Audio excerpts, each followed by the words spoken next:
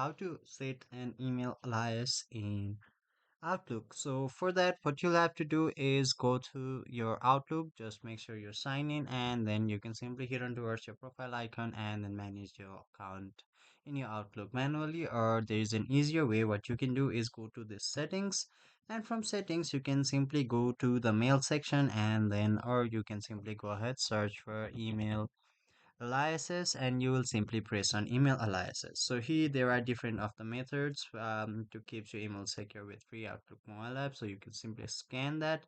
It is basically regards to forwarding an IMAP protocol.